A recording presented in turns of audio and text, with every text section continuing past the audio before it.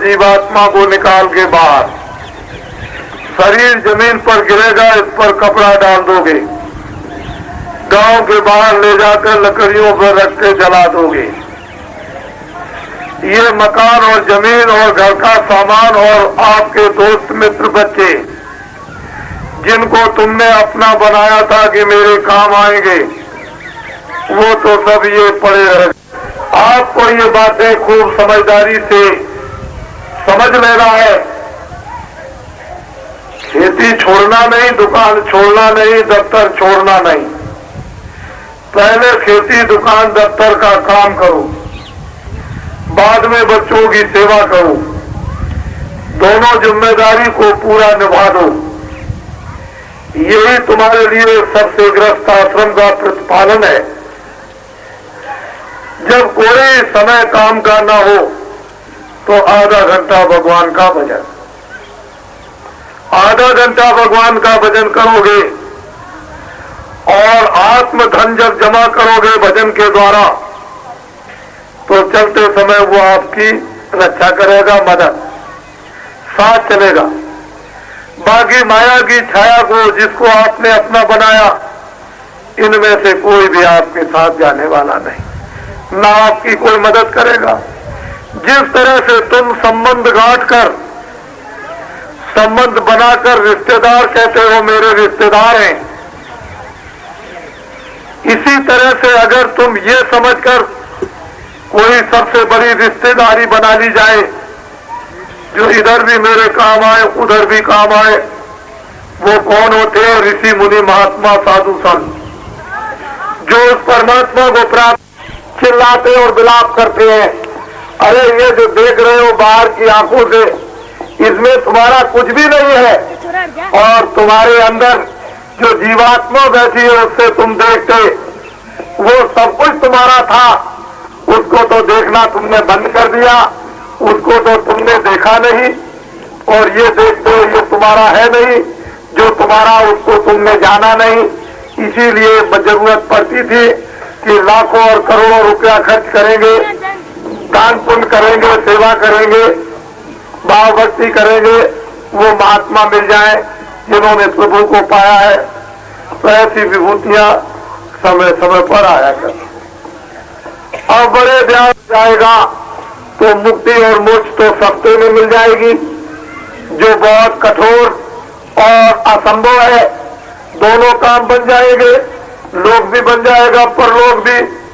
लेकिन आपने इन बातों को जब भुला दिया तो रामायण, गीता, भागवत, वेद, मंदिर, देवता, गंगा, जमुना, जल, पृथ्वी, अग्नि, वायु, आकाश, इन सब देवताओं को आपने छोड़ दिया। उन्होंने पूछा आप कौन हो? मैं तो अयोध्या का रहने वाला हूँ, यहाँ जंगल में कैसे आए? हमको ऋषियों का आदेश हुआ है तपस्या करने। अच्छा, तो मेरे लिए क्या सेवा? जब जरूरत होगी तब हम बताएंगे। राम तपस्या करने लगे। कारोबार में प्रजा बड़ी पीड़ित है और पापों से लग चुकी है। ऐसा काम राजाओं करो कि पापों से मुक्त तुम्हारी प्रजा हो जाए। एक बार समझाया, दो बार समझाया, नारद जी को नाराजगी आई। फौरन पहुंचे कंस के पास, कहा कंस पापी दुराचारी, मैंने बार बार तुझको होश दिलाया, लेकिन मेरी तूने एक बात नहीं मानी। जा, मैं तुझको बताया जाता हूँ, तेरी बहन से तुझको मारने वाला पैदा होगा। नारद जी जा रहे थे, बुलाया, कहा कि आपने कहा था मेरी बहन से मारने वाला मुझको पैदा होगा, तो कितने बच्चे पैदा होंगे? कि 8। कौन मुझको मारेगा ये नहीं बताया। एक तरफ से मारना शुरू कर दिया, 7 बच्चे मार दिए, 8 में कृष्ण पैदा हो गए।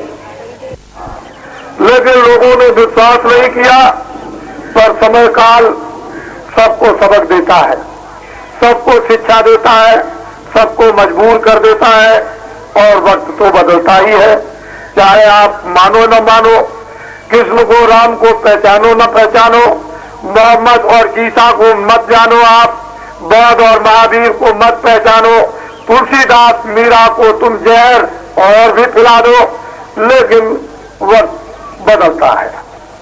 ऋषियों की, संतों की कभी बाणी मिथ्या नहीं जाती है। और भरतपुर से जब जयपुर तक आया तो मार्गों में कितनी भारी उपस्थिति सड़कों के किनारे, और 5 सत्संगों में किस तरह की भीड़ उपस्थित हुई।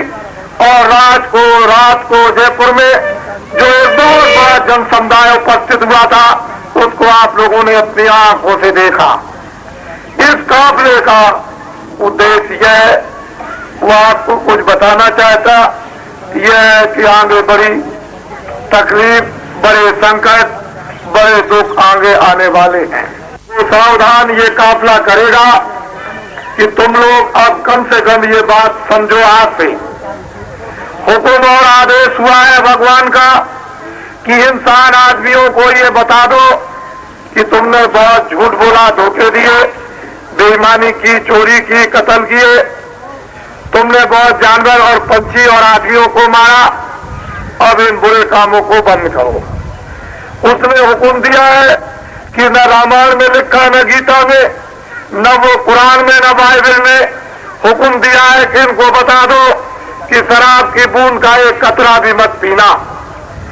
वो मांस मुर्दों मिट्टी को खाने के लिए उसने हुक्म दिया है कि इनको कहो कि इसको अब बंद कर दो। दिन में जाकर खेती का, दुकान का, दफ्तर का काम करे, बच्चों की सेवा करे। इन लोगों से ये कहो कि हिंदू आधा घंटा भगवान का मनसूफी मंदिर में सच्चा भजन करें। मुसलमान इस जिस्मानी मस्जिद में सच्ची खुदा की इबादत करे, और ईसाई इसमें प्रार्थना करें। तीनों जातियों के लोग अगर वास्तव में अपने अपने काम, बच्चों की सेवाओं में लग जाए और आधा घंटा इबादत भजन भगवान का सच्चा करने लगे, तो दुनिया की सारी आने वाली आई हुई तबादत, मुसीबत और ये संकट आपके टल सकते हैं।